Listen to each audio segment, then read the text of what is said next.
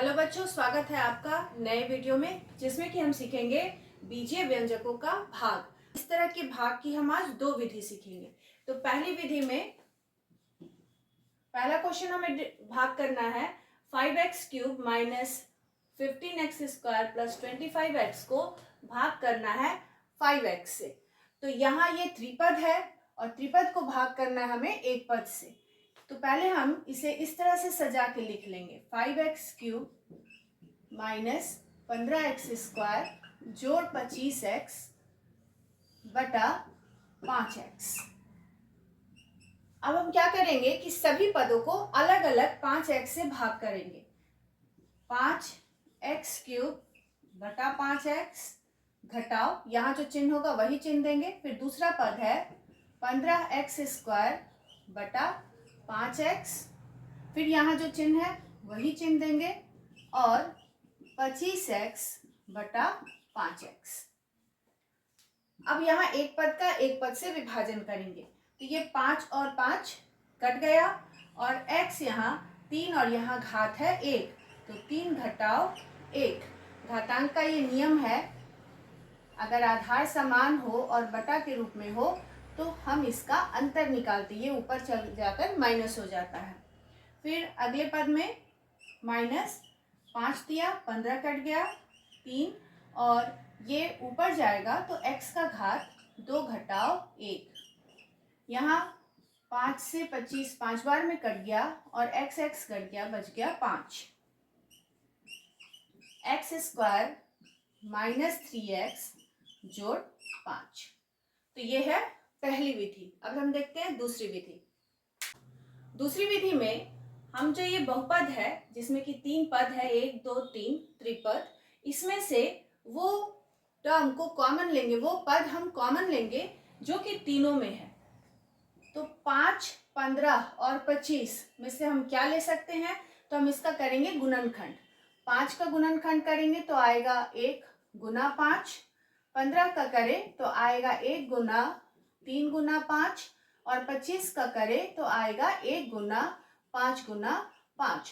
तो सब में कॉमन क्या है 5 और 1, यानी कि 1 गुना 5 बराबर 5 आप कॉमन ले सकते हैं 5, 15 और 25 में।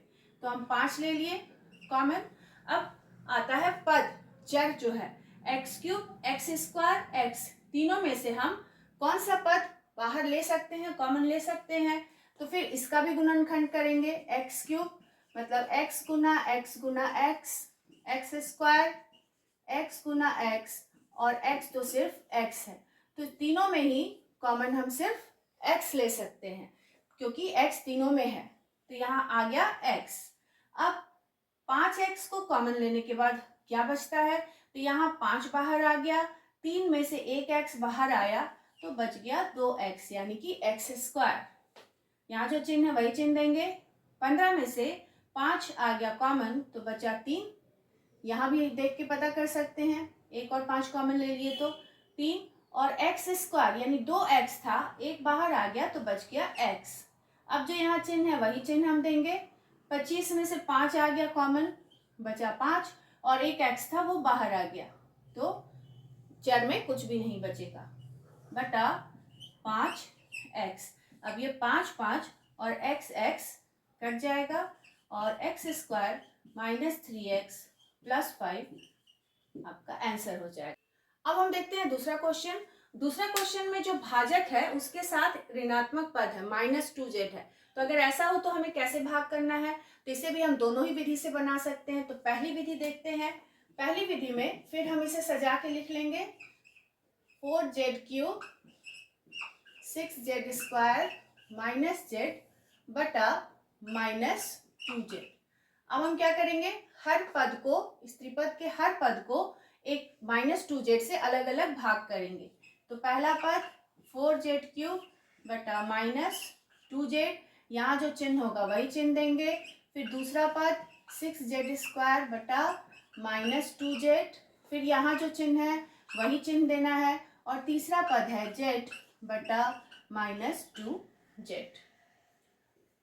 अब यहाँ भाग करेंगे 2 से 4, 2 बार में कट गया तो आया 2, जेड यहाँ घात 3 है और यहाँ 1, ये हो जाएगा 3 घटाओ 1, क्योंकि घातांक के नियम में x का घात a बटा x का घात b अगर आधार समान हो तो अगर नीचे वाला पद ऊपर जाए तो घात का चिन्ह बदल जाता है, प्लस से माइनस में हो जाता है। तो यहाँ भी ये +1 है, ऊपर गया -1, और यहाँ चिन्ह कौन सा हो जाएगा पद का, तो इसका चिन्ह है प्लस और इसका चिन्ह है माइनस, तो यहाँ चिन्ह हो जाएगा माइनस का, क्योंकि यहाँ चिन्ह से भी भाग होगा माइनस और प्लस से।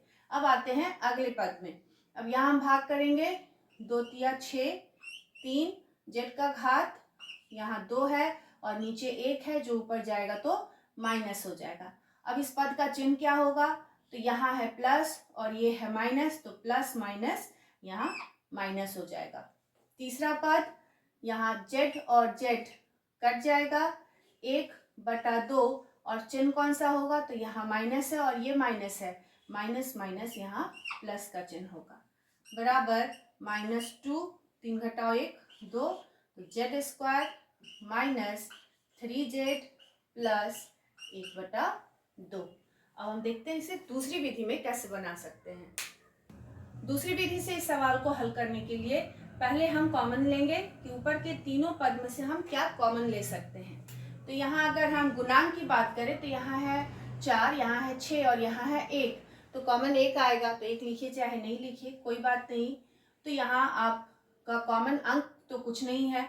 अब आती है चर की बारी, तो यहाँ z³ है, यहाँ z² है, यहाँ z है, तो मिनिमम z हम यहाँ तीनों में से कॉमन ले सकते हैं। तो z हमने कॉमन ले लिया, तो बच गया यहाँ क्या 4, यहाँ 3 था, 1 कॉमन ले लिए, बच गया 2, z² जोड़ 6 तो रहेगा ही, यहाँ z 2 था, 1 हमने कॉमन ले लिया, तो यहाँ बच गया 1z, घटाओ यहाँ से z बाहर आ गया तो इसका गुणांक 1, इसके साथ गुणांक 1 है, तो पूरा z कॉमन आ गया, इसलिए यहाँ बच गया सिर्फ 1 बटा -2z, z और z कट जाएगा और -1/2 4z² प्लस 6z -1।